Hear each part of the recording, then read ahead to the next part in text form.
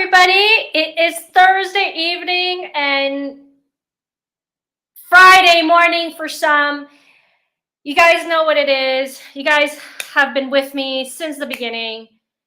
It is night for stories for Unlocking Lore Life. So, good morning or good evening or good afternoon or wherever you guys are. I hope you have had a great day. I'm going to start looking through the chat, see who is with us tonight, and we have the brightest day. No, I meant to say like the greatest and the brightest day, by the way. It was, it was meant to say that. So thank you so much, Zach, for coming on. I know I tagged you. I did tag you on purpose right there. And then we have Dreaming Tabitha also. So awesome. You've been catching up on your reels. I love that. Thank you so much. I checked out some stuff on Instagram and way more stuff to go. It is Friday morning, obviously, and Sam is drinking a nice cup of tea and just waiting for everybody, to have just to have a great time. Start off a nice Friday with a good story. So awesome. And also the greatest superhero on the planet, TD, my friend, thank you so much for coming. It is awesome to see you here. Well, I see myself also. And we got Rogue Disney. Hello, Tom. How's it going? We got in the Mrs. R to the Yankee. Oh God, D, you gotta tell me, am I on the big screen? Or am I just on on the small screen, like the computer screen? Because like my dream is for one day to be on television, and it's kind of easy. Now you can just plug it in with your, you can just plug it in your computer to the big screen, and I'm like, yay, I'm on TV. Oh, I am on big screen. I never thought I would be. Thank you so much. 82 inches of glory. Yeah. Thank you so much, R2. It is so awesome to feel this way. I want to thank the Academy. I want to thank everybody who hasn't slapped me in the face yet for being there, being on the big screen. Thank you so much. Let's see who else we got. Oh, we got we have Dunadan. Hello, sir. Thank you so much for coming. I haven't finished the Faramir video. I'm so sorry. I got caught up with season 1 of Daredevil, which I just finished. Amazing. Such a good series. It's like really, really strong. So, but I will catch up and I will give you my ideas of what I think of Faramir. And we have Phil. Thank you so much for coming, Phil. I was crossing my ears. Am I crossing my ears? Yeah, I'm going to cross my ears now. I was crossing my ears, hoping that you would come to my Unlocking Lore. So there you go. It's not enough. It's not enough to cross your fingers. No, now you got to cross your ears. So thank you so much for coming. It is awesome to see you here. Let's see who else we got. Oh, Naymans, my good man. Thank you so much for coming. And guys, and little Spidey, of course you're here. You are like the protagonist of all our shows. Everybody is just like so happy when you come on and when you say hi. Come on. It's like you are the star of all these shows, and we are always thinking of you especially when I do my shows, because I'm thinking little Spidey's going to be there. I got to do something good. I got to do my best, always. Strive for more. So you're definitely my thoughts. And everybody in the community, you guys know me, but there is one person that I do want to present to everybody else. This is also one of my best friends, my very, very good friend, Lucia. She's an artist like myself. And not storytelling, but a different type of artist. She has been with me working at the school. She has been behind the scenes with production design and set design, with makeup, and she also accepted one of the roles in one of our school productions. It's so great to see you here, Lucia. Thank you so much for coming. Really. So yeah, oh yeah, hallway scene is a definite yes from Daredevil, definitely. Okay, crossing. Yeah, it is. It is a Gryffindor, just like Ravenclaw can hear teeth. Yeah, great. Like Gryffindors cross their ears, and it's so much better. We get a lot more stuff. So, oh, thank you so much, little Spidey. You are Gryffindor. That's good. That is very good because we Gryffindors are brave. We go for more. We strive for more. And we're fighters, little Spidey. We're fighters. So welcome to our house. We got amazing people in our house. We got Harry Potter. We got Hermione. We got Ron. We got Professor McGonagall. We had Lily there. We had James Potter. Sirius Black was there. Yes. Okay. Peter Pettigrew was also there, but there are some bad people, in each house. So we are team Gryffindor. We are going to rock it. Okay. Yes. You're going to see some wing hugs coming in. It's just that the last time I put this on live, we were with Ron doing our triple C crochet, collectibles, and chatting. And that's one that we turn off our cameras and we just speak, which is like, I do think sometimes it's nice just to have your screen off because you don't have to wear all this makeup and have to look gorgeous, like for your public and like in front of the screen. So yeah, it's nice to like not, put all this stuff. Although I don't think I'll ever be like the level of Danny, comic and cosmetics. I'm definitely not going to go there, but you have to put a little bit of something on there to look beautiful and radiant, especially for the screen. And since I'm so international, oh, Sam, you're also crossing your ears. Sounds painful. It does not. It's not actually very painful. It is a Gryffindor now. A Gryffindor power, and it's a lot better than hearing your teeth. I can tell you that. So we have Luna. Without her, everyone would die. Okay, fine. I mean, Gryffindors do have some pretty nice people, and Hufflepuff is like they're just nice. They're just nice people. I know you had like Newt Scamander. He was a Hufflepuff, and he did do all this like fantastical beasts and where to find them. You guys got an international author. That's good. But you're nice. You guys are really nice. Yeah, definitely.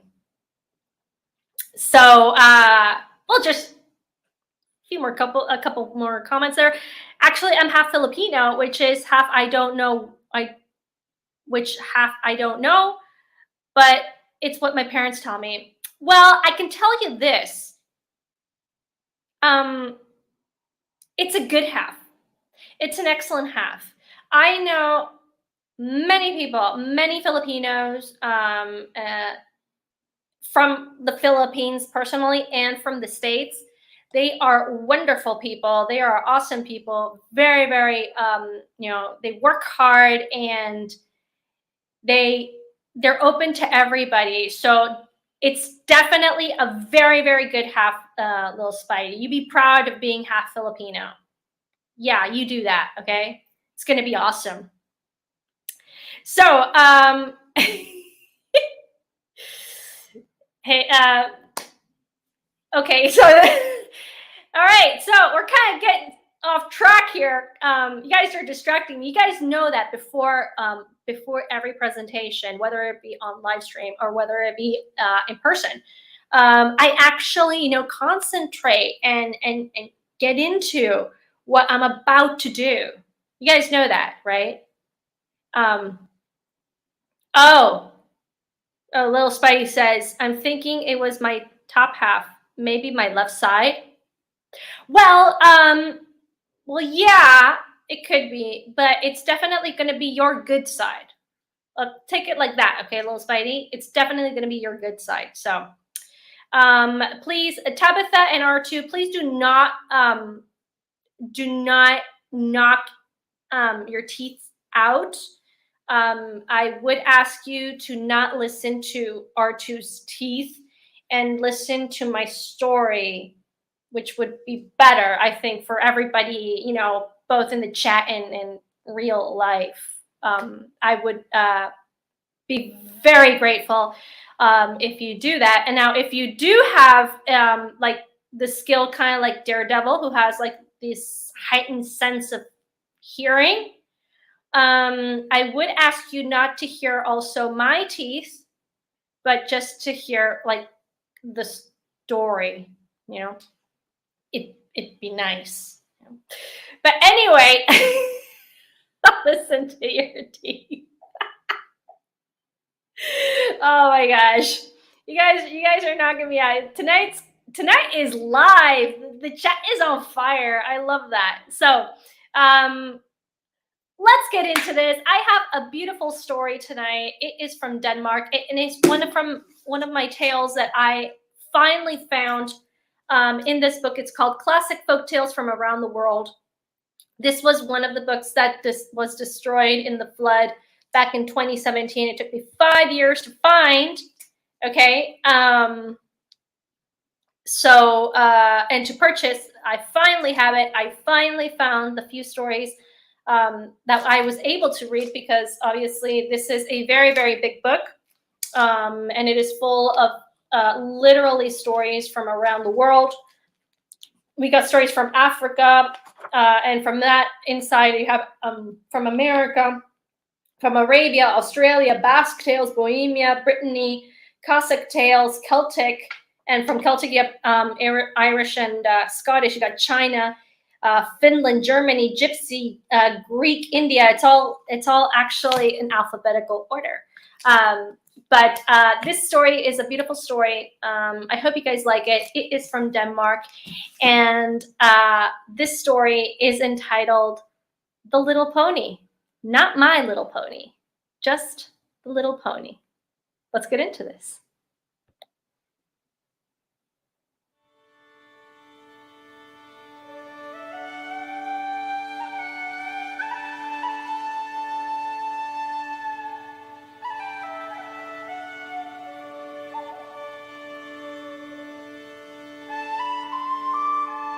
In a world where legends come back to life and magic is in the air, we gather around to listen and delve deep into the lore. This is Unlocking Lore.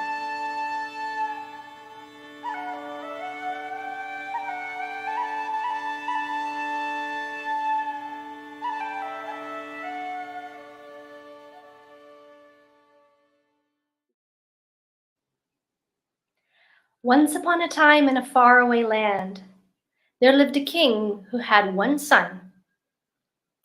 And this son was really handsome.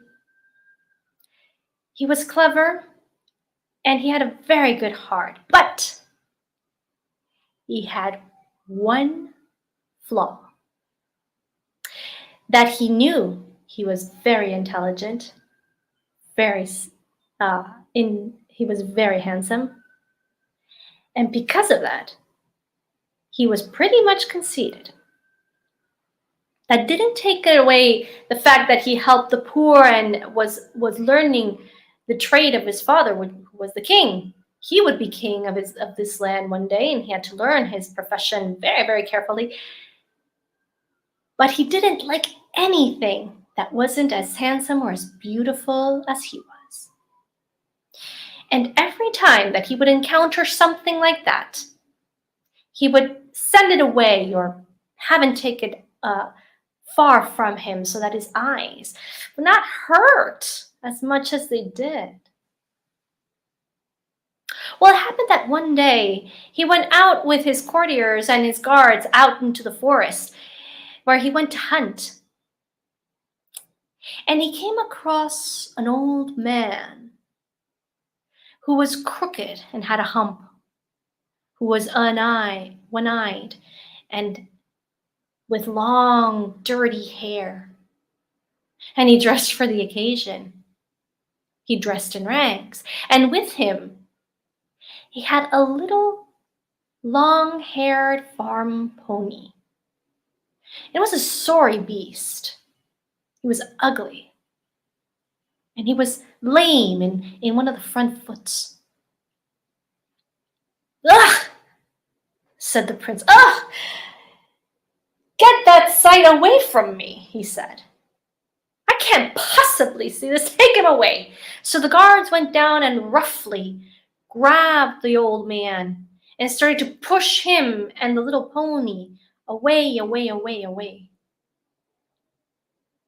The man, while he was taking leave, looked back at the young prince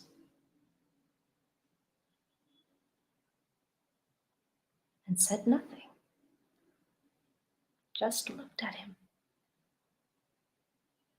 Now, it was a few weeks later when the king's son, our prince, went out alone. He just wanted to go stroll, have a walk. It was a beautiful day. And he strolled near the forest where he encountered this old man. When lo,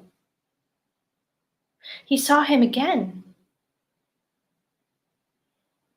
And the old man, with his hump and his crooked teeth and crooked body, his one eye and his long, dirty hair and his rags, came up to him. And before the prince could say anything, the man, who was a troll and a magical beast himself, took up his stick and put it onto the prince's chest and said, "For what you have done," his booming voice in the forest, "for what you have done, you will become like my pony, and you will suffer everything that my pony has suffered." The voice echoed within the forest, and especially echoed to the prince's ears. And slowly, very slowly, the prince started to transform. And he got down. And instead of being on 2 feet, he started to put his hands on the floor, and his hands started to grow like hooves. When all of a sudden, he turned into that very same ugly pony.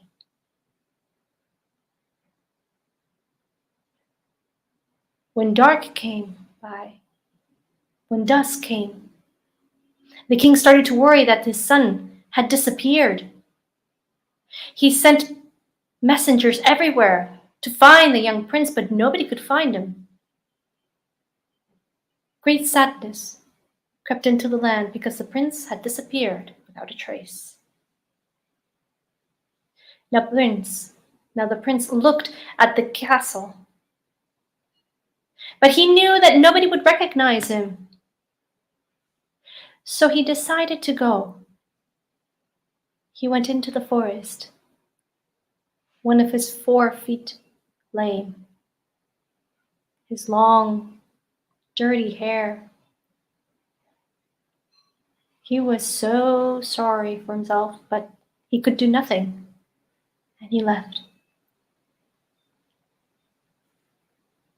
Now, fate isn't always cruel. You have to learn something to find a reward. And fate also has its turning points, because on the other side of the forest, there lived a young boy. His name was Hans. He was a farm boy. And he went inside the forest to collect wood for his father and his mother, and when he saw a little pony, a farm pony. And boy, what was that pony ugly, but he took a fancy to it. He went to it, patted it on the head, and said, "Where are you from, little beast?" The pony looked at him with sad eyes. Hans felt sorry for the beast. And, well, he was going to leave it alone, but the pony started to follow him. He looked around and said, "Well, if you want to follow me, come home." And they did. That evening, Hans put the pony in the stable, went to his father, said, "Father, fate has smiled on you. I found ourselves a pony, like even better from the one that died yesterday. He's young and, well, he can be strong." So the father went out to the stables and looked at him and said, "Oof, boy, is that pony ugly. Well, we'll try it tomorrow. You groom him, try to make him pretty, and we'll try him out tomorrow." And so they did. The next morning, they harnessed the little pony, and the little pony knew that if he was to have a house, a shelter over his head, he better work hard. And he did. He worked hard all day long. And the farmer was really satisfied. He said, "Well, yeah, he's strong and he looks very, very smart. Yeah, let's keep him. So, he'll be your charge, Hans." So Hans started to take care of the pony. He gave him the best wheats, the best meals. He groomed him. He cut his hair. He polished it, polished his hooves. He looked a lot better than what he started. But he was still like a little sorry beast. The days went by, and summer was coming along, and with that, a market. So one morning, the father said to Hans, "Hans, prepare the pony, go into the market, have 2 shoes put on him, just 2, because we're going to sell it." Now Hans, who had really taken a liking to this pony, did not want to sell it. He said, "But father, you just have this pony. Why can't we just keep it? He's working hard, and it'll be a lot easier for you." But the farmer said, No, we're going to go sell it." So Hans very sadly took the little pony into the market, put 2 shoes on, and as he was going by, there was an old man looking at him who had one eye, who was crooked. And he came up to Hans and said, "How much you want for the pony?"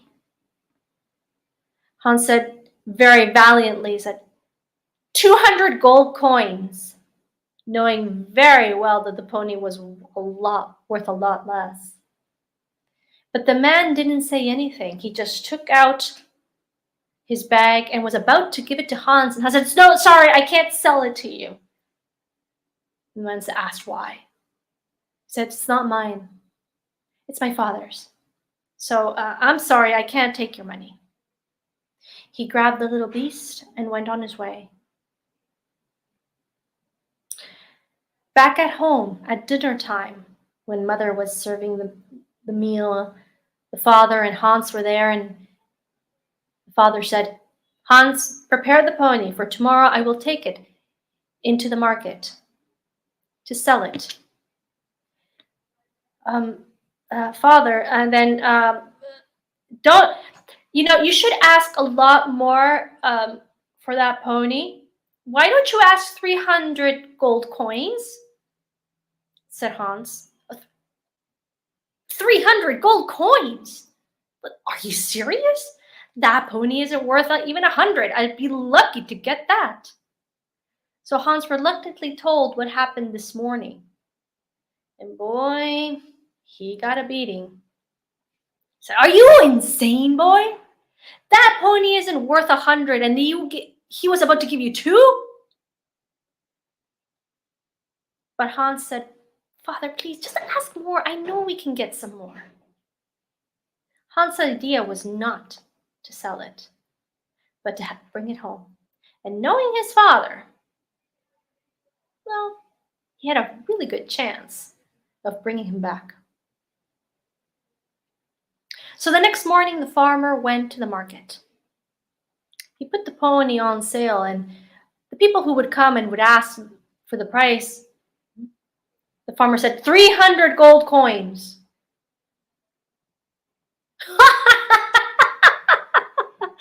Laughter from left to right. People will laugh at him and say, 300 gold coins. This pony, lame in one of the front foots, ugly as heck. You think it's not even going to be worth 100. But the farmer, knowing that Hans was able to get 200, did knock off one single coin. Until finally they came. He came, an old man, with one eye, long dirty hair, with a hump and crooked. He went to Hans's father, the farmer, and said, how much you want for the pony? He said, 300 gold coins. And the man said nothing. He just grabbed his bag and gave it to the father. The farmer quickly grabbed it very happily, gave the reins, and he set off. At home, he was enjoying himself a beer, very happy with what he had gotten. But Hans was extremely sad. He went out to cry. He had really taken a fancy to that beautiful beast, beautiful in his eyes.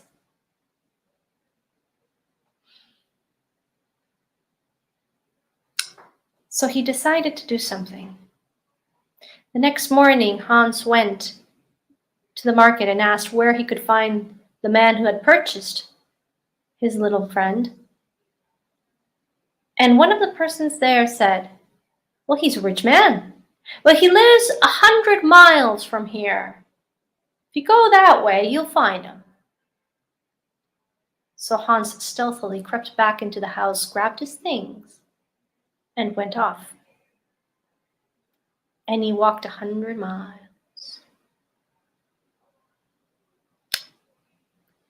Now,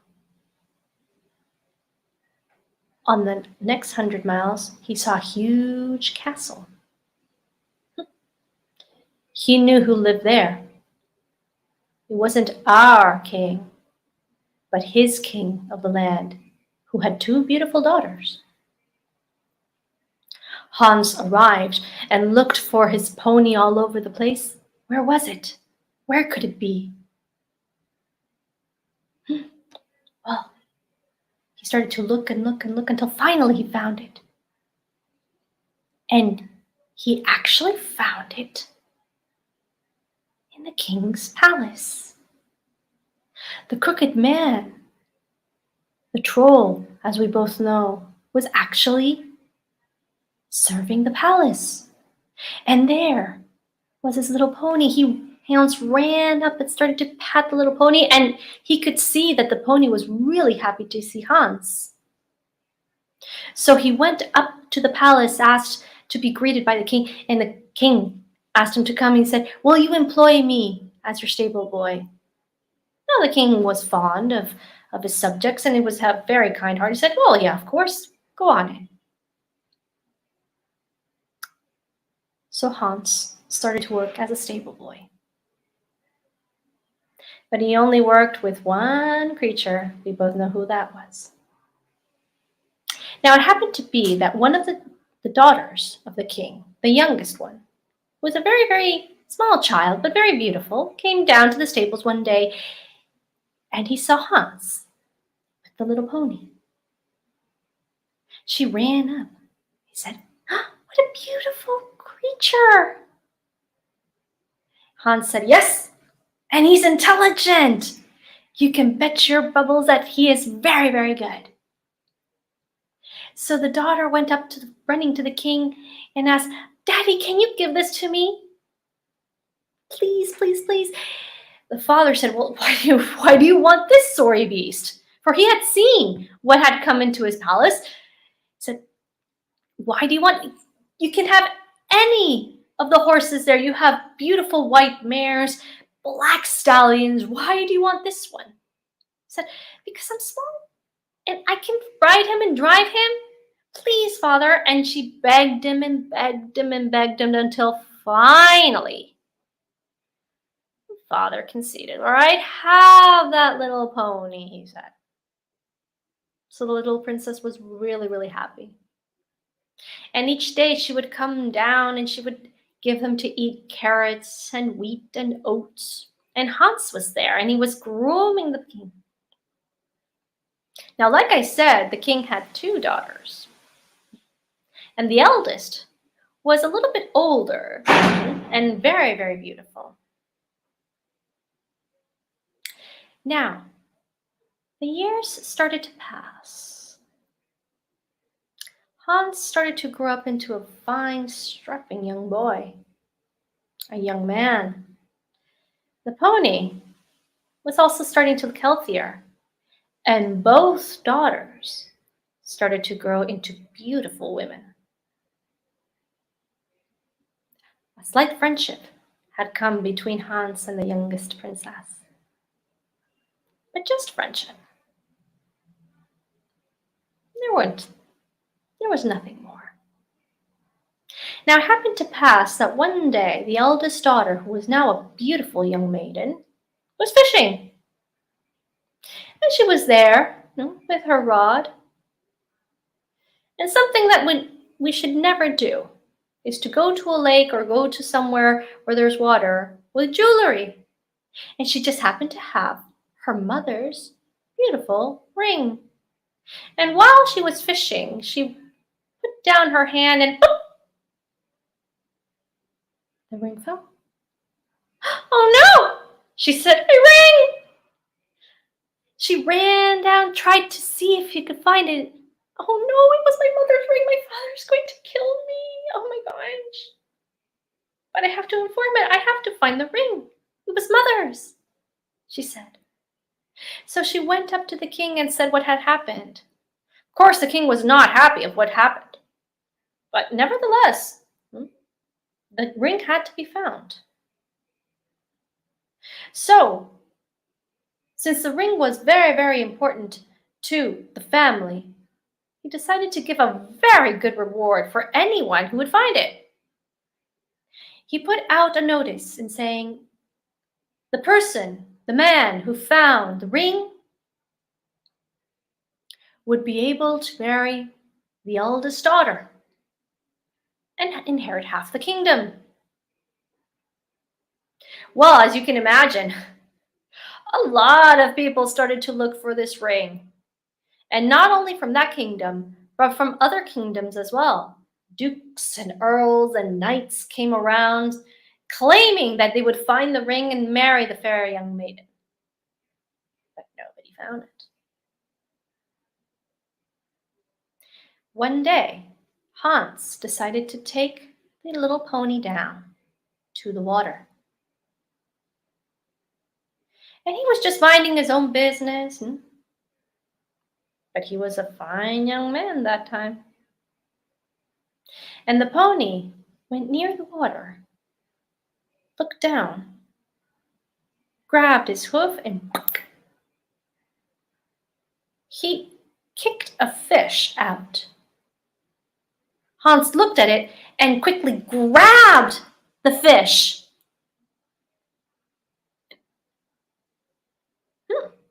"Let's go. Thank you." And up they went, Hans taking the fish and the pony. The pony was in the stable, and Hans went to the kitchen. He grabbed the fish, grabbed a big knife, and paf! Cut it in two. And lo and behold, you both know what happened when the fish was open. What did you find?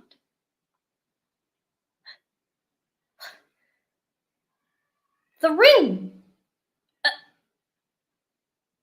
The princess's ring. He ran up to the king and said, "Your Majesty, the ring, it's here. I found it." Well, not precisely me, but it was found. And the king took the ring, looked at Hans, who was a very handsome young man now, built and strong. He said, "Well, I'm a man of my word." And he looked to the eldest daughter. And apparently the eldest daughter found Hans very much to her liking. He said, my dear, I promise that anybody who would find your ring would marry you and inherit the kingdom. Are you willing to marry Hans?" Well, the princess's eyes said everything. Boy, she was willing. But Hans was a good man, very, very noble, very, very true, and said, "Well, I didn't find it. It was the little pony who went into the water and kicked the fish. I just grabbed it. So I guess I don't know. It's not mine to claim." And the youngest daughter was there. She heard that. And she had very much taken a fancy to the little pony. And she thought, "What? My eldest sister to marry my pony? No." And she went running down to the stables, all the way to her pony. The years have passed and she had become a beautiful woman herself. She grabbed it and said, "No, she cannot have you. Let her marry Hans, because you are mine. You are my dearest, dearest friend, ever dearest friend." And with that, she gave a little kiss to the nozzle of the pony. And do you know what happens when young, innocent princesses kiss perhaps a sorry beast? Don't do that yourself, by the way. Huh? Well, we both know what happened. All of a sudden, light shone from the pony, and the princess took a step back, shielded her eyes. And when her eyes opened again, she took away her hand. Who did she see? A handsome young man standing there. The curse was broken because she was able to see past that ugliness that he wasn't able to see. The prince looked at her, she looked at him, and well, we both know what happened. They gave themselves a hug. Let's start with that. The prince told her everything that had happened, how his conceited pride had blinded him from everything else except everything that was beautiful. But how the troll, when he changed him, had told him that he had to learn from his mistakes, which he did after the few years of working in the palace, seeing her and Hans. Both the prince and the princess ran up to the king. The prince went to Hans and looked at him in the eye, and Hans recognized that look. He said, "You? Aren't you?" He said, "Yes. My good friend. My very best friend. You took me in. And for that I will reward you. But more than that, you will always have my friendship and my trust." They were best friends from then. And after that, the prince took his princess all the way to his castle, where there was a huge feast and a huge party because the son had finally come home. Both Hans and the eldest princess were married on the same day that our prince and princess were married. And did they live happily ever after? You know what they did? They did. Because I actually heard this from one of their descendants.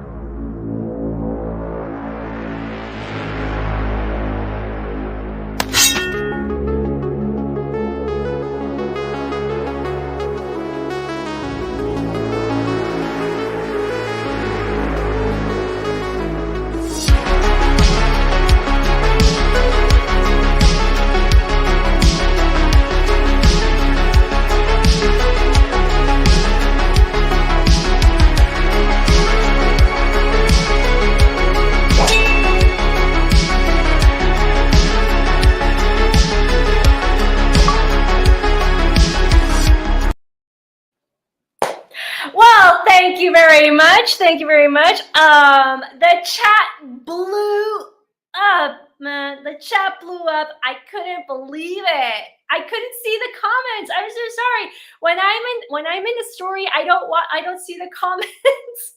But I was watching like the little thing that is on the other side of the screen saying like, okay, 30 comments, like 40 comments, 42 comments. I'm like, oh my gosh, I can't stop. So it was so amazing. But the chats are so amazing. We got some new people in the chat. But before that, I really I really want to address a few things that you guys have been saying. Yes, Dreaming Tabitha. Yes, he is single. Well, not now. Yes, little Spidey. I guess you are single. So, yeah, I agree with Tabitha. Stay that way for a long time, little Spidey. You know, you're still young. You guys can do that. Maybe I'll be taller than Phil. Oh, wow. My goodness, I can't. I think I'm gonna have to read the chat like afterwards because this is like so insane. So yeah, Ryan is in the house. What's up, Ryan? Thank you so much for coming. You have to go way back in the chat. Yes, Rogue. Definitely. It needs to read the chat. I need to read the chat after the live stream. Yes, I do. Because it's like so awesome. So this is like so funny. So yeah, I guess I thank you so much. I hope you guys like the story. Hey, Ryan. This is a family friendly show, by the way. So you just be careful what you're saying. You just be careful. So yeah, I hope you guys like the story. It was one of my favorite stories that I read in this book. There are several other tales that I will be addressing. So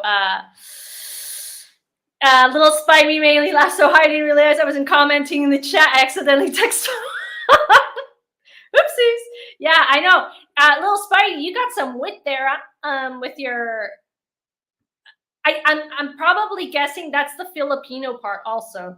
That sense of humor is very much Filipino. So were you surprised by the sound at the background, Maria? Oh, the door. No, I've gotten way past that.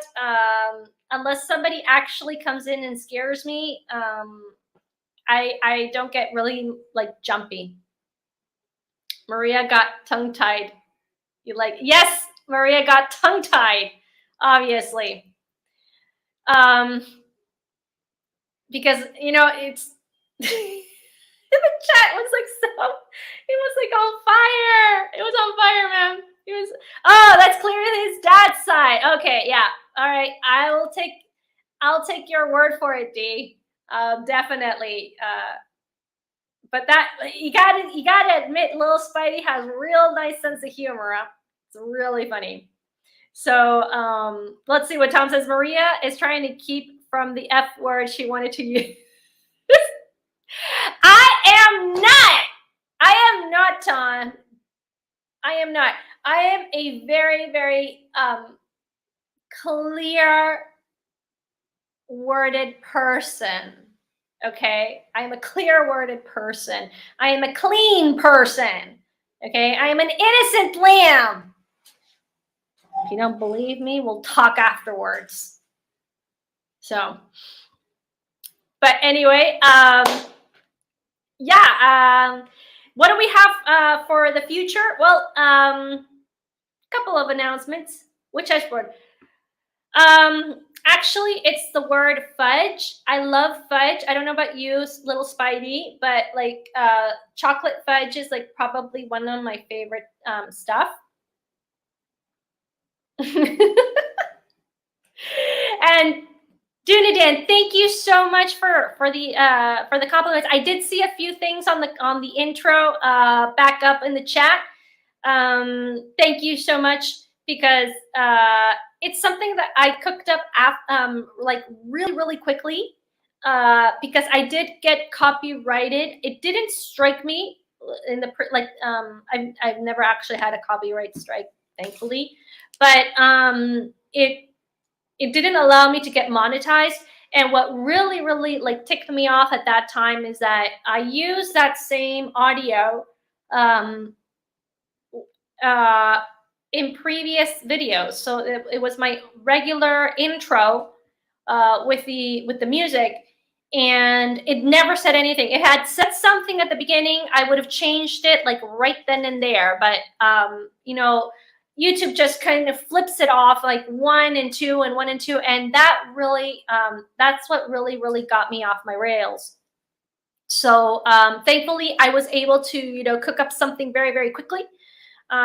It's not going to be my final intro. I want to do something with the background of the unlocking lore, because kind of like white is just like not enough. I would like something a little bit more in the background. But the beginning, it's mystical, it's magical. It's really nice. So I really liked that. I really liked that one. Yeah. So Miss Martin was here. I hope she also stayed around. We had Ro in the chat. Thank you so much, Ro, for coming along. He said, "You know what, Little Spidey, I think you are the protagonist of this show tonight, because you got some really witty, really clever comments right here. Hey, Ro, aren't you my dad's YouTube boss?" Oh, and he said, "Well, yeah, and." Yeah, Tom. We got a smart kid in here, right? I'm regretting letting have him, that kid. I'm not even gonna go on like that. So yeah, he's cracking us up over here. Yeah, that was this kid is on fire, man. Yeah, this kid is on fire. I definitely think so. That is a lie, Maria. That is not a lie. Little Spidey, please. Please. You got Tom saying R2, you taught your child well. Great comedic timing there, Little Spidey. Yes, it's true. And finally, I'm just going to, the intro had a Patronus. Yes, it did. It did. And it had like the doe. No, it was the stag one. So I was like, anyway, well, that's it for tonight. I mean, we could go on, but the chat is on fire. I've never had so many things. He's saying the kid is on. This kid is on fire. Oh, please! And I would love to actually hear that on audio. Little Spidey just singing. This kid is on fire. Man, that would be so. That would be so fun. Anyway, guys, that's it for tonight. Wait for the next week for another episode of Unlocking Lore. Thank you.